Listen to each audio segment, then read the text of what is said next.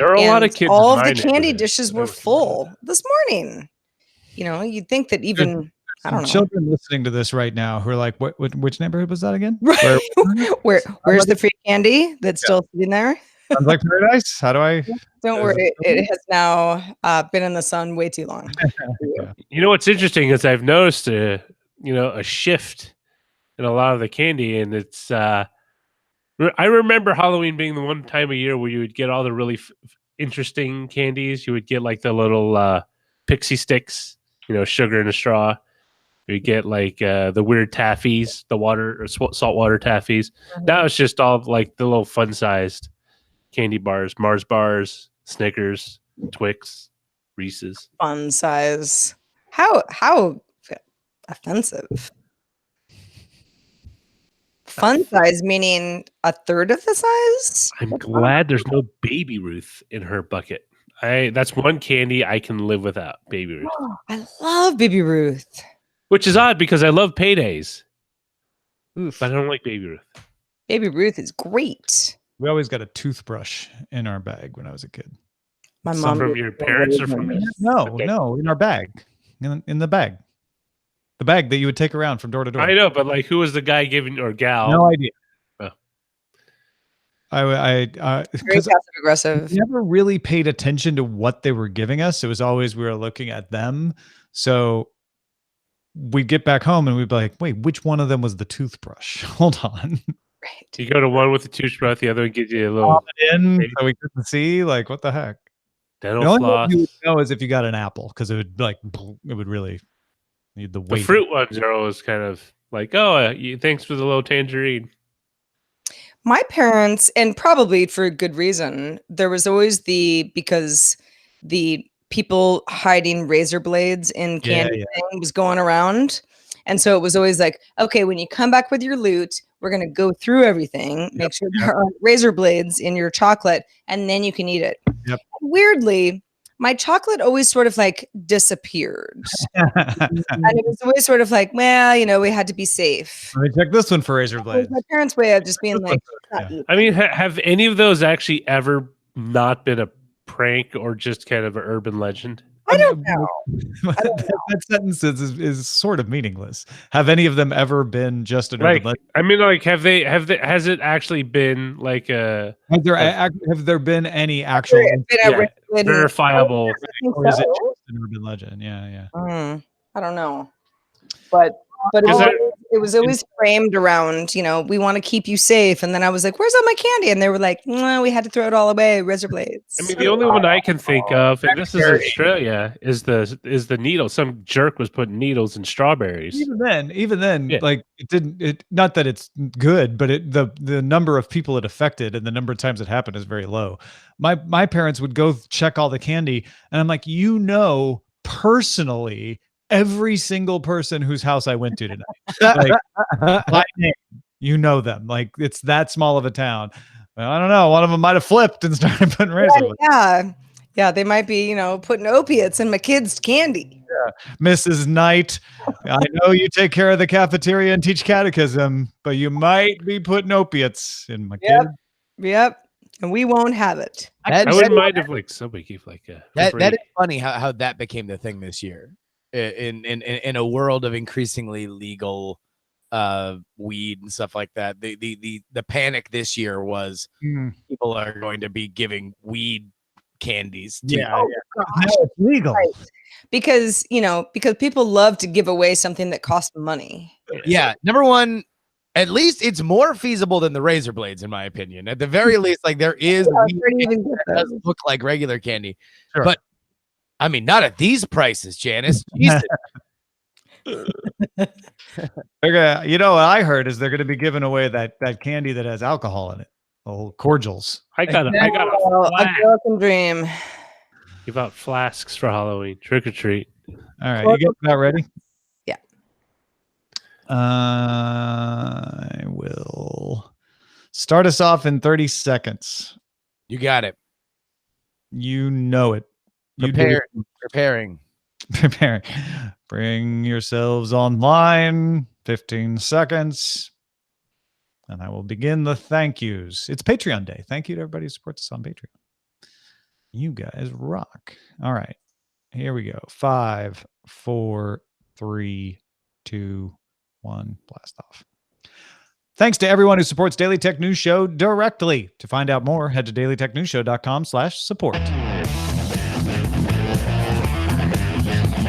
This is the Daily Tech News for Thursday, November 1st, All Saints Day 2018. In Los Angeles, I'm Tom Merritt. And from Studio Feline, I'm Sarah Lane. From Oakland, California, I'm Justin Robert Young. And I am Roger Chang, producer and Halloween Dad. Halloween Dad. You have fun? I was exhausted, but the houses were very well decorated. Nice. Sounds like a overall a healthy as far as a workout goes and enjoyable Halloween. All right, let's get right into the tech news with a few tech things you should know.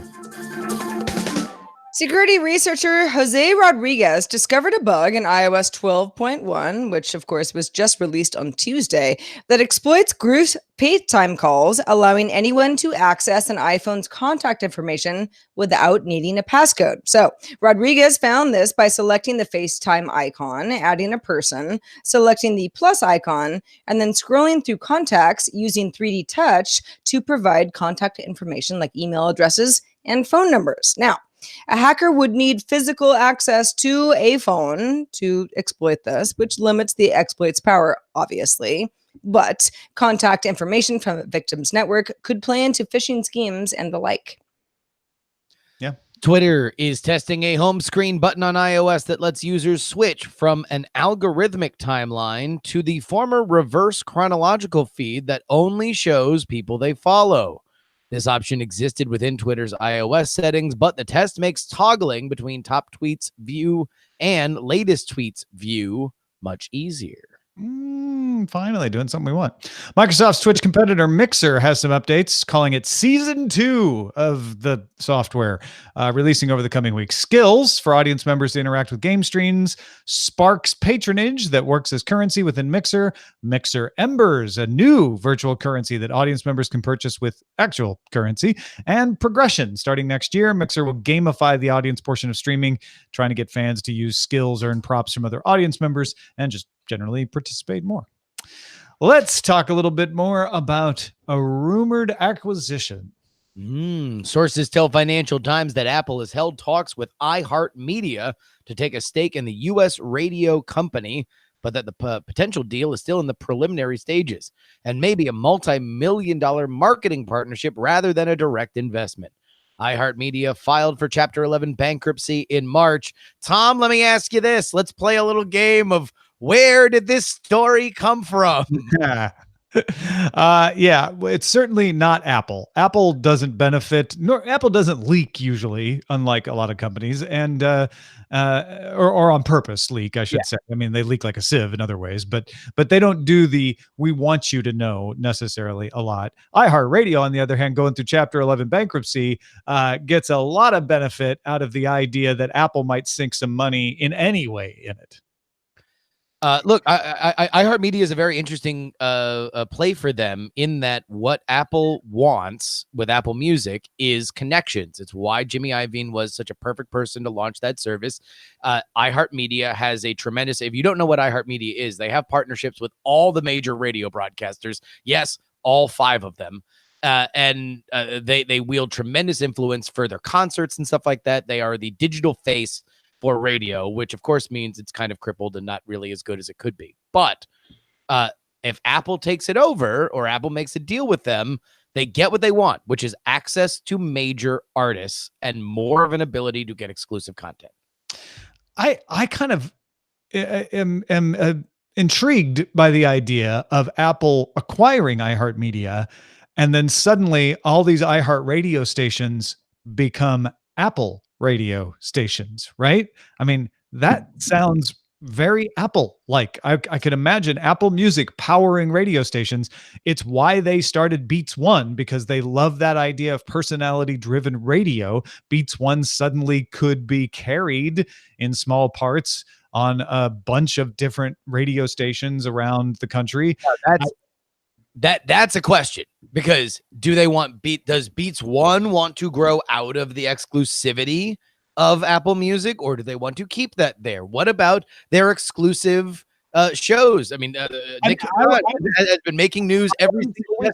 Beats One takes over radio stations. So let me be clear. I was thinking of these sort of situations where you have a Beats One radio hour on the current iHeartRadio partners, and that just pushes people to the full Beats One product. Okay, so you have like Zane Lowe, who is their the number one guy who does interviews with every major artist. And so when he sits down with Drake, now all of a sudden you get it on 92.3 as well as the app. Yeah. So the reach is quite greater. I think that's actually a really good idea. I think it's intriguing. I also think it's probably going to be as fruitful of a rumor as the one where Apple was thinking of buying Time Warner Media. Which they explored and didn't do. I have a feeling they'll explore this and go, yep, that's a dying company. No, we would rather not, but sure, we'll market. I would fully expect a marketing partnership to come out of this. I think a marketing partnership. The other thing that iHeartMedia does, and this might be more of an acqui-hire of you guys have the connections that can have us spread into traditional radio if that's the way that we want to go. Because they're kind of a lot like Hulu, where before Hulu started making a name for themselves with their original content, their biggest point of value, or as it continues to be, is that they had financial and creative relationships with the networks that supplied the hit shows. And unlike Warner, this is a much cheaper acquisition. So Apple, still has a pile of cash sitting around, as far as I could tell. Well, here's some news that came directly from the company itself. Sonos announced it's delaying support for Google Assistant until 2019 on the Sonos One, after saying last October, that was 2017, that Google Assistant would be supported by 2018. In a blog post, Sonos says it needs more time to get the experience right. It's making progress, and we'll try to lock down a date in early 2019. This strikes close to home, I know, because you have the Sonos and you use Amazon Voice Services on it, but I know you've been intrigued by the idea of using Google Assistant. That was the whole idea of this, is that it was not platform agnostic. Or it was platform agnostic. Yeah, it was. Yeah. So, I mean, I don't know. It's not, I kind of, I don't know, a few months ago, I was like, I guess that whole Google Assistant thing is just not happening. It's nice to hear Sonos saying, listen, we're not meeting the expectation. We need more time. We're going to, don't worry about it. We're trying to be as transparent as possible. Appreciate that. Still sort of a bummer for somebody who spent more money on a speaker that was it wasn't an Amazon or a Google product. It was something else. But that's their brand, right? And so they would rather, their gamble is, let's not release something that's bad. You're paying more in an increasingly commoditized market when Amazon is literally putting out a microwave with some of this functionality. You expect something more, better sound, better recognition, more platform. So they want to get it right. I think this is good for their brand, but also Sonos is the kind of company that waited probably about a year too long to get into some of this voice assistant kind of stuff. So we will see exactly how long it takes for them to get it right. I suspect too, and this may be entirely off base, but I suspect Google is a harder partner to work with than Amazon. Amazon Voice Services seems to make it into pretty much anything it wants to be in. Google, this is not the only company that's saying, yeah, we want to bring Google Assistant and it'll happen, but it's not yet. I think Google has a lot more restrictions on what you can do with the data, because that's where Google makes all of its money. Amazon just wants to direct someone into their retail channel. Otherwise, they can be flexible. Google wants to own all the data of the person who does this, so they can sell them advertising. And Sonos may be a little uncomfortable with the aspects of that part of the situation. I don't know. Tell you what, that would be a really, really, really good story. Free lead to all the freelance tech journalists listening right now. That I think that element of the voice wars is fascinating, because to me, it could dictate whether or not Google Assistant, no matter how good of a product it is, if it's ever going to be able to catch up to the scale of Amazon Alexa. And I've seen some articles around that topic, so I wouldn't be surprised if someone's digging into that to update it right now. Flickr. Man, it feels like I'm doing Buzz Out Loud again. I'm talking about Flickr. Flickr announced it will no longer require users to sign in with the Yahoo account credentials starting in January. Those with free accounts, however, will also no longer get a terabyte of free storage, instead being limited to 1,000 photos.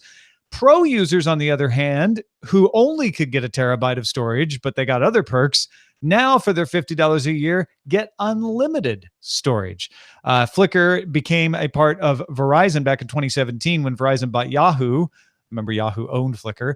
But SmugMug bought Flickr from Verizon, or rather from Oath, the combination of Yahoo and AOL, back in April. So this is kind of the first big revision of Flickr since SmugMug took it over. I have been a Flickr user since well before Yahoo bought Flickr. And I've paid for Flickr Pro, even though I don't really use it anymore. And I don't really know anybody else who's using it.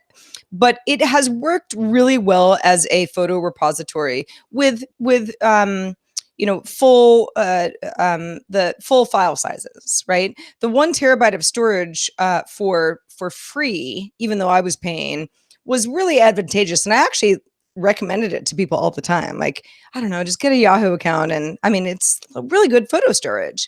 So the fact that they're dialing back on that does not surprise me. The fact that you don't need a Yahoo login anymore is great. Because I had a Yahoo account, but that was literally the only reason that I used it, was to sign into Flickr. And I don't know. I mean, if you pay $50 a year for unlimited storage, we're used to these subscription models now. That is, if it's truly unlimited and you take a lot of photos and they take up a lot of space, that might be a good deal to you. I just don't know how many people who didn't already exist in the Flickr ecosystem in the last, 10 years, 12 years, would be swayed to do this with all the other options that they have with cloud storage. Well, one of the things SmugMug said in their press release around this is they're trying to divert people from using them as storage for photos and restart the community aspect. Well, okay, but I mean, you're offering people like crazy storage, that's what you're using to draw them in. Before it was a free terabyte, right? And so people would just dump their photos because they're like, I don't even have a terabyte of photos. Now they're saying, look, if you pay, you'll get unlimited, because we want people who actually want to put their money down, not just use this as free storage. Well, but okay. I mean, okay. Community, great. Who's talking to you on Flickr anymore? Well, that's what they want to start back up again. They want to make it a community of photography enthusiasts. It's back in POG form. I think it's a very tall order when you're asking somebody to plunk down $50 a year. I don't know if as we mythologize our history, as every generation does, if there will be a story of a more beloved yet abused brand than Flickr. Flickr, to this day, like, why we're even still covering it is kind of amazing, considering how far it's bounced around from its it's got a huge amount of active users too. Oh, like, I know. Yeah, I mean, mind like Instagram, but 100 million people use it. I know it is culture. It is a cultural touchstone. It is amazing how much it has retained, while it is very obviously just bounced, ping-ponged around the internet, owner to owner. WhatsApp's Vice President Chris Daniel said Wednesday that the company will start putting advertising in its status feature sometime next year. WhatsApp's status feature lets users share ephemeral text, photos, videos, and GIFs. The advertisement would be reportedly powered by Facebook's native advertising system. WhatsApp has more than 1.5 billion users and has never been ad-supported before. I'm shocked that WhatsApp, a free app with all of those billions of users, would start to introduce advertising. Yeah, and this is why the founders left. They remember WhatsApp, you used to have to pay for it. Yep. You paid 99 cents or something, right? It was not much, but it was the ethos was we aren't ad supported. That ethos finally has changed with the departure of the founders and the pressure of Facebook in a way that isn't sticking advertising in your messages. It's their sort of Snapchat-like feature. But yeah, Sarah, I'm with you. I'm not shocked. They were purchased by an advertising company. It was a Facebook makes money because they sell advertising. And look, you can sell the but we're a company that's, it really wants to just understand communication, and we want to safeguard these companies to grow as they will.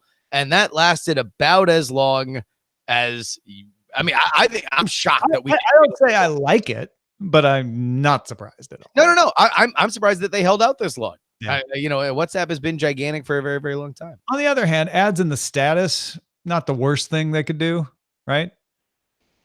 Oh, sure.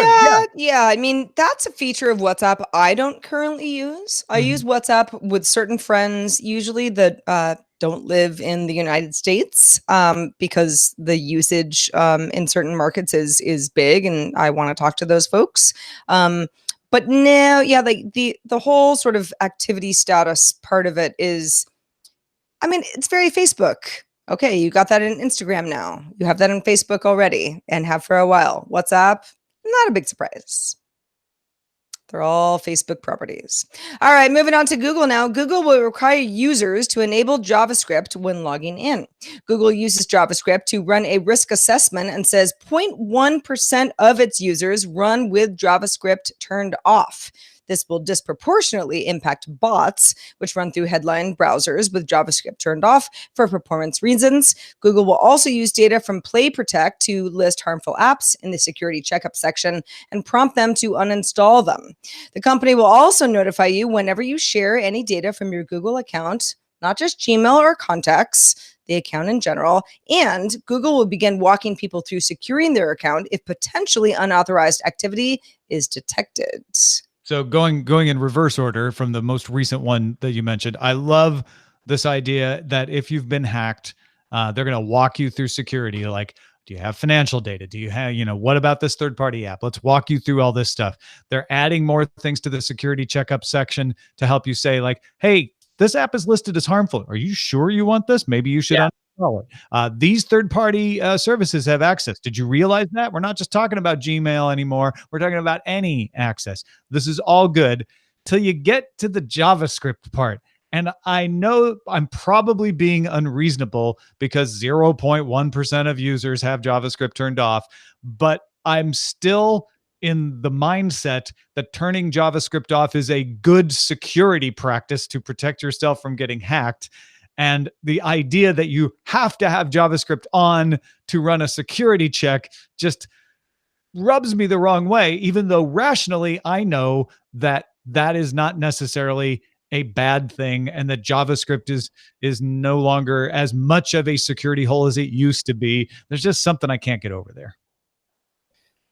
Well, this very much seems like the engineer solution to this problem, right? Like, these bots are headless and they turn off JavaScript so you can run more of them, right?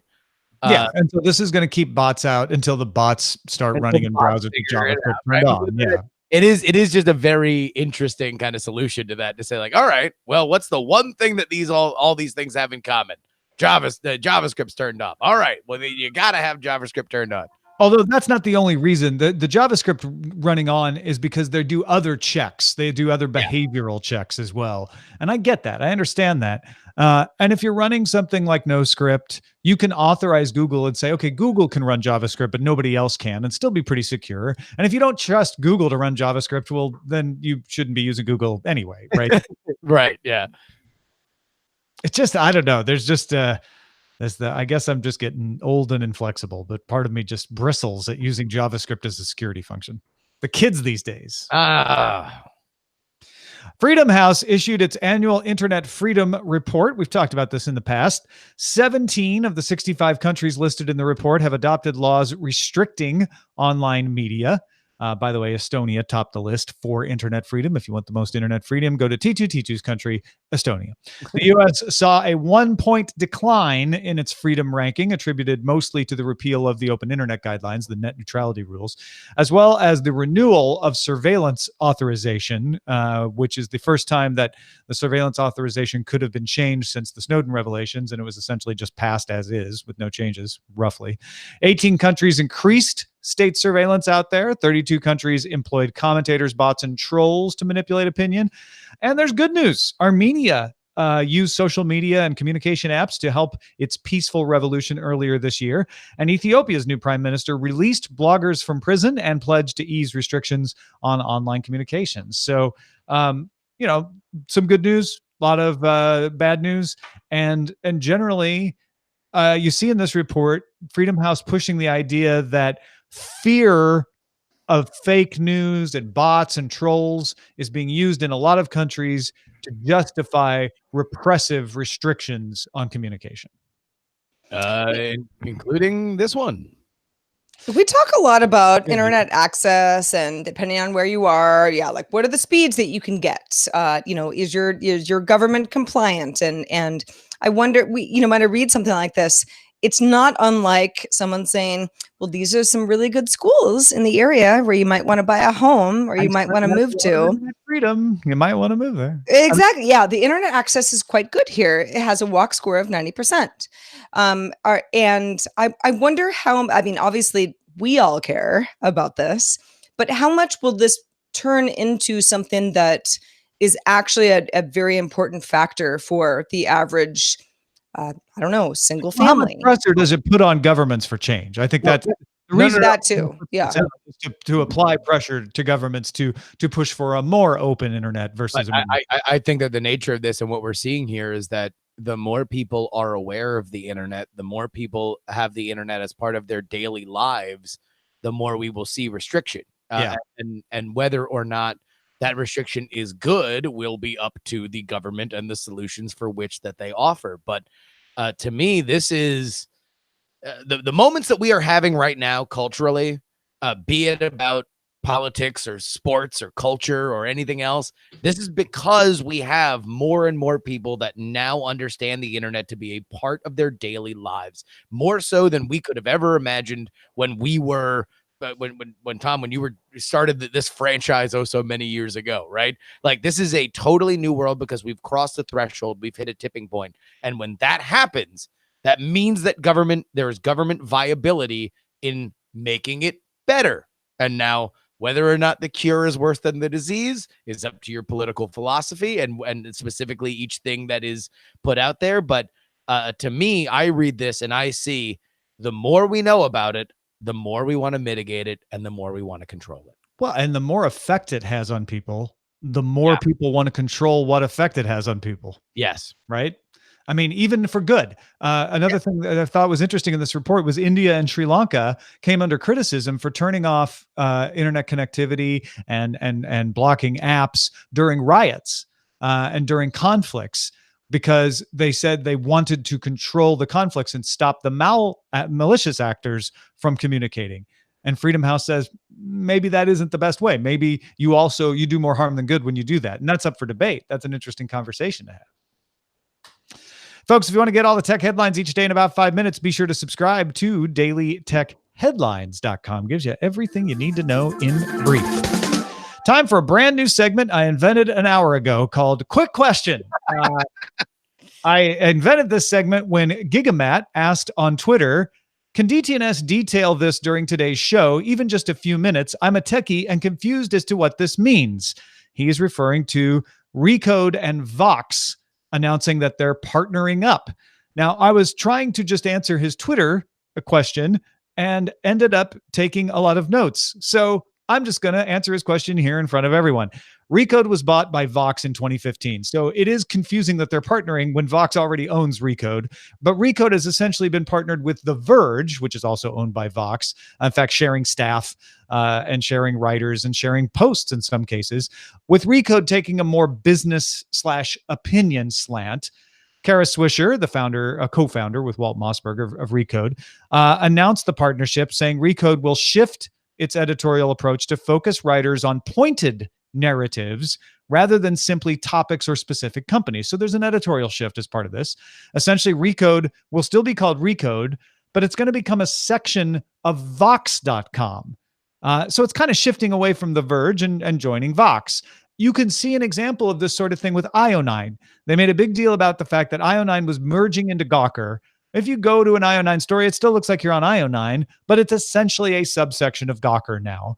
Recode will still be a separate business, but it will have a unified newsroom. It'll be part of the Vox newsroom. The partnership with Vox is meant to broaden the appeal. They intend to invest in more writers, more resources, more editorial reach with a more ambitious editorial vision. And they expect a relaunch of Recode.net on Vox.com early next year. Dan Cromer is leaving as the editor. Also, Kara Swisher is writing a column for the New York Times. She started writing that earlier this year. And the Wall Street Journal reported that the media holding group was on pace to miss its revenue target this year by roughly 15%. So those are the facts, Justin. Yeah. What's your take on this? Advertising. You have an advertising division that has to sell advertising, and it's way easier when Vox.com can go to advertisers and say, how would you like all these page views? As opposed to saying, hi, we're the Vox Media Group. We have this site and this site and this site and this site. And then GE can say, okay, well, we want this and this, but not this and this. This is the exact same thing that Gawker went through. It's a lot easier for them to say, oh, no. IO9's not our weird little science fiction site. These are just the science fiction stories that are on Gawker.com. Same thing with Valleywag. If you are not a big enough brand that advertisers want to advertise with you no matter what, then it's easier if the ad salespeople can sell it as part of this whole that bolsters their page views and their clicks versus a sub brand that is harder for the people that are selling, jelly donuts or chairs or whatever to buy ads on. I mean, when I worked at TechCrunch, even though I was in the video division, I worked closely with a lot of the writers, and page views were king, as they still are. And if Spotify announces their earnings report and you get more clicks on your article than Recode does on theirs, then you've won.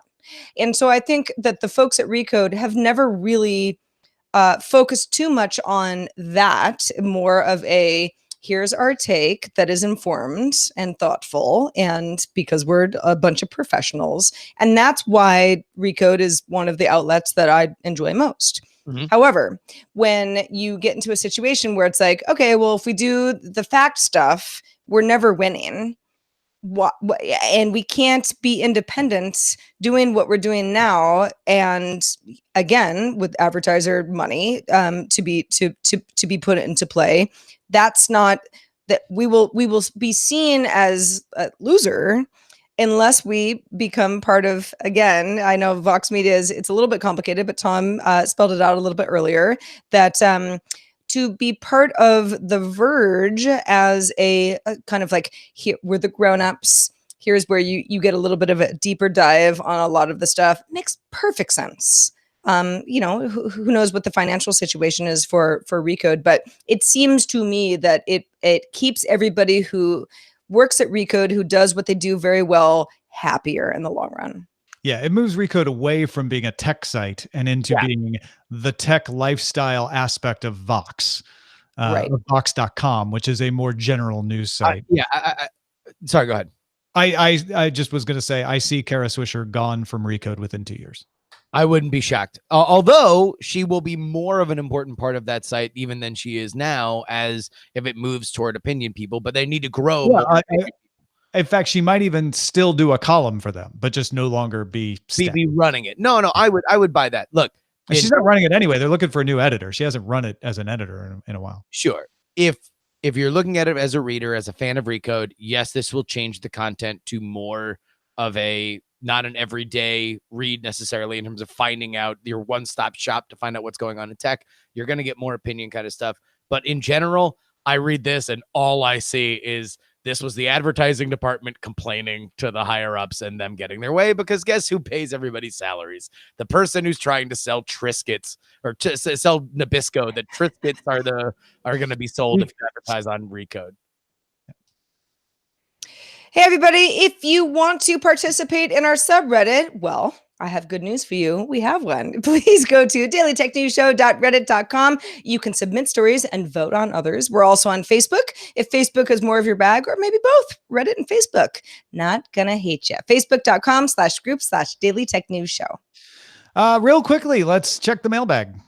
Let's do it. The first email came from KV, who says he is from surprisingly warm Virginia.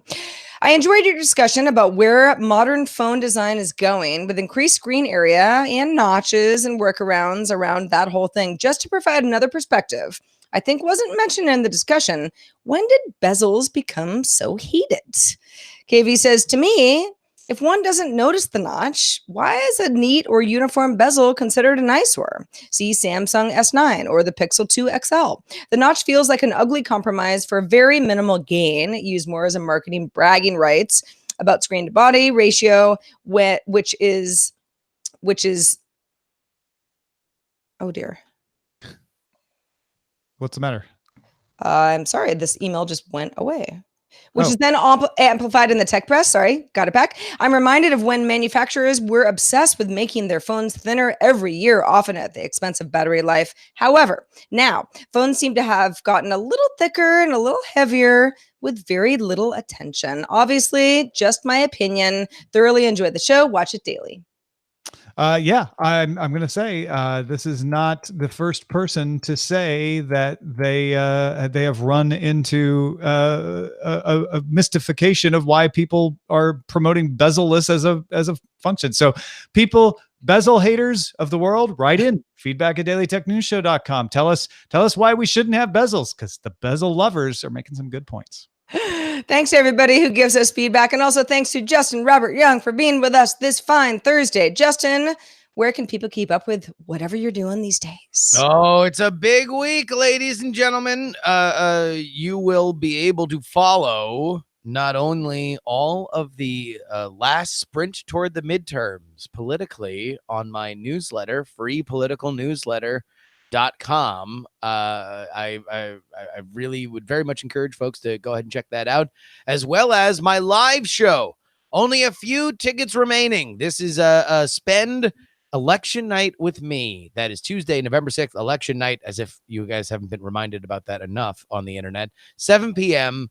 The Piano Fight Theater in San Francisco. You can get your tickets right now. bit.ly/wavewatch. We're going to be watching live results, come in, analysis, and to look. Normally you're just watching everybody futz around on television waiting for things to happen. Instead of doing that, watch me make fun of the most insane campaign ads of all time this midterm season right there at the theater. So have a great time buying tickets, please. Thank you. Hey, folks, it's Patreon Day. Thank you so much for backing us. This is the day when we start collecting the pledges from patreon.com/DTNS, and there's a cornucopia of new stuff up there for you. An interview with Rob Reed about why he thinks we really need to worry about an apocalypse, even though he's an eternal optimist. There's also my latest editor's desk about the story we talked about earlier about the freedom of internet access. I've got a lot more thoughts on that. It's all available at patreon.com/DTNS. If you want to give us feedback, our email address is feedback@dailytechnewsshow.com. If you want to watch us live, we're live Monday through Friday at 4:30 p.m. Eastern, 20:30 UTC, and you can find out more at dailytechnewsshow.com/live. Back tomorrow with Justin Robert Young hosting, along with Darren Kitchen. Sarah and I will be out. I'll see you then. This show is part of the Frog Pants Network. Get more at frogpants.com. Diamond Club hopes you have enjoyed this program. All right. And how? And how? So are you guys both going to PatreCon tomorrow? We are. Is that the reason for the That is In it. fact, so is Veronica Belmont, who I have to go talk to right now. I'll be right back. Oh, what a diva. All right. She just needs Tom right now. Immediately just Sorry. Roger, Yes. what do we like for a title here? So we have Recode like a Vox. Get it? I I almost don't really get it, actually. it's like crazy like a fox. Oh, okay, that's clever. If you didn't get it though, I like it less. Mhm. It determines it is based on recognition. A Vox in the Recode house. That's like a fox in the hen house. Yeah, that I don't like as much. All right. I don't. That was. I mean, this is a quick question part of the show. I think probably the All right. Then what about Flickr still flickering? still flickering without the E. What's advertising? Get what's WhatsApp? What's advertising is one word. Oh, What's advertising? What's ads? Might make more What's sense. ads? What's ads? So yeah, if it's spelled the same way, Right, with the capital A. D. Yes. Hi, Veronica. Hi. Hello. Wow, the gang's all here. We are. Cool. I feel like I haven't seen any of you in forever. I Hello. know. You haven't. We haven't. Aw. You haven't Well, I'll seen be me at in a year. Patreon tomorrow, though. Oh, Oh, it is. It's Veronica. Sarah's going too. Nice. I won't be because somebody has to do this. Justin's doing DTNS tomorrow. Someone has to do the goddamn show. Well, I'm still gonna be running the And show. Roger, so- yeah. Roger, yeah. Fine. So wait, are you totally bailing on BlizzCon, or are you doing a day of BlizzCon, Tom? I won't be able to go to BlizzCon because PatreCon's exactly the same 2 days. I know. Last year I bailed on PatreCon, so Yeah. this year mom gets me. When are they going to move that? That's inappropriate. Yeah, I thought last year would be the only year that it was exactly the same. BlizzCon used to move around too, so I don't know. They'll probably both move, and then it'll be at the same day again. Oh, gee, it'll be like when you're trying to get out of the elevator and you go one way and then you go the other way, and then I'll sell my hair to buy BlizzCon a comb, but yeah, that'll be it. wait, no, a watch, and then that story is harder and harder to understand because part of it relies on the fact that you can't have a watch without a watch chain, and I always think wristwatch. I'm like, but then why couldn't he wear the watch? Oh, right, because he sold the chain. But do you really need the chain? Like, Yeah, you don't really these days. I always try to make that metaphor and nobody gets it. I feel like the literacy of O. Henry in this country is sadly. Diminished. drastically gone down. Yeah. So do you want to do the what's ad? What's What's ad? ads? It's got to be three. What's ads? Yeah. Yeah. It's gotta How be do you three spell that? letters. Then? It's just Like what's with the capital ADS? So yeah, just Like what's app? Yeah, capital A, right? Yeah. But then lowercase ds, so it looks like app. So basically, you take WhatsApp, but instead of the PP, you put DS. Got it. That's how you know it's a really good joke when you have to describe it. You have Well, to. if you see it, it's going to work great. It works. It's gonna great. be All great. right. What's ad? Is it? It is. What's ads? Plural. WHATSADS. Right. Oh, got it. Capital A. Capital W, capital A. Intercapped. That's the No term. space. Ooh, fun. So this new dog place next to me, which is sort of like a pet store / training center, whatever, Nice. also has rooms in the back for private parties. Ooh. I don't even know what I would do with that. Like, am I going to Private have like a dog private party? dog party in the back of the canine blue collar center? Maybe. See, Ray loves it. Yeah. Ray loves the idea. I want to go. Come in. Invite me. Everybody. Invite I got me. ideas. Invite Ray's me. very into fashion, so she might do like a fashion show or something. Oh, totally. Yeah, this I've been trying to, figure out where Otis is kind of, just sort of his local independent store is. I think this might be the one. Beachmaster said Tom's bored of just grabbing objects out of nowhere. Now he does it with former co-hosts. Yes. And I also have a Veronica. Look, it's Veronica. Hi. I should have worked it naturally into the conversation to be like, well, what's Veronica doing these days? And then had her like, Then "Oh, I do." Speaking of where is Veronica? She came and went. Oh yeah, she's playing with the dogs in the other room now. Oh, I see. Oh, Got she'll be busy for hours. Here's Iaz. No. Yeah.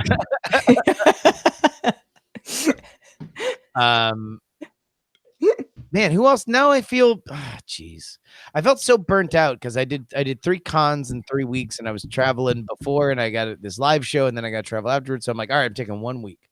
I got 1 week where I'm not going to go do a con, and of course, everybody's going to like 14 different cons This week, you mean? this weekend. Yeah, Yeah, because of BlizzCon and everything.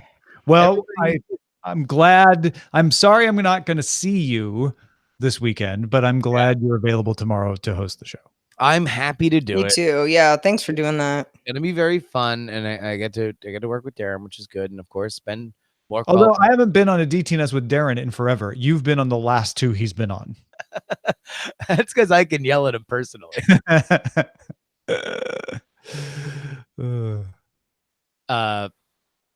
happens with Joe. We need to have a show with Jonathan Strickland and Darren Kitchen with me, because those are the 2 that they always end up being on when I'm not on somehow. I'll tell you might be able to figure it out with Darren. Darren, no, we could. We actually almost figured it out one day. We were chatting, and it just life gets in the way. He's another one. He's always all over the place. Like I was trying to see if I could coax him out for a happy hour last week, and he's like, "Oh, I'm in Indiana." I met his fiance. She's fantastic. She is. No, she's great.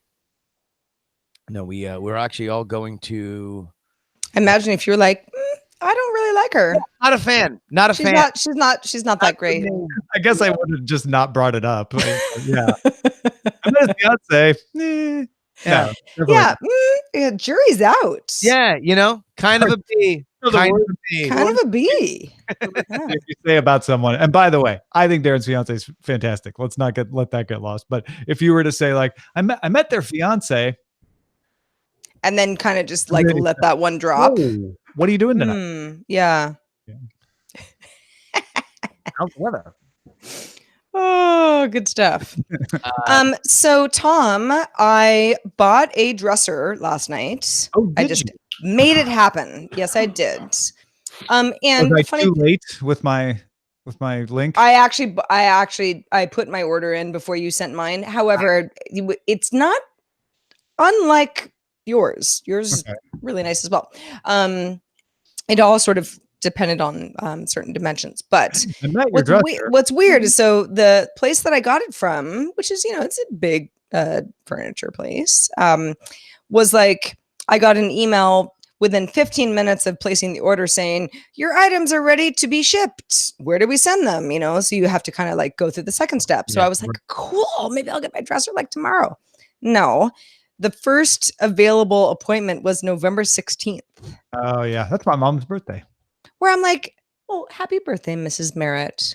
But early birthday. But I'm like, well, why did you say my items are ready to ship? They're obviously not. Or you're not ready to ship them. That's like more than 2 weeks from today. That's not ready. Ooh, wait a minute. Did we miss Apple earnings? Well, were there Apple earnings? Yeah, Apple beats on Q4 earnings thanks to price hikes. Stock still falls 4% in after-hours trading. Apple was today, but they didn't announce before the show. And there wasn't anything really. It wasn't anything huge. Yeah. I don't think it's a gigantic. We just covered Apple a lot. Ad nauseum. We covered Apple so much we should have made a pie. Hey. This is probably something that we should have for tomorrow, though, right? Oh yeah, if there's something worth talking about, it should go in Daily Tech headlines tomorrow. So the headline that I'm reading now is that Apple issued guidance that holiday sales might disappoint. That's okay. I mean, if we put it in, it wouldn't be a quick hit. Yeah, it wouldn't be a big thing. Yeah, but I don't know if that matches the Tom threshold of. Wait, I'm sorry, I'm also editing the show. So Reuters. This is the Reuters headline right now. Apple warns that holiday sales may disappoint amid weakness in emerging markets. That might be worth a quick hit, I guess. Just because it's one of those things that I do think that is interesting, in that if Apple stock takes a dive after the Q4 earnings announcement in however many months, then it's like, okay, well, this is something that they did say they are expecting. Also, Samsung announced a slow holiday quarter as well. Theirs was attributed to slow silicon sales, though, because you don't sell as many parts during the holiday quarter because everybody buys them to build the stuff they're going to sell during the holiday quarter. So you could make a top story discussion out of that.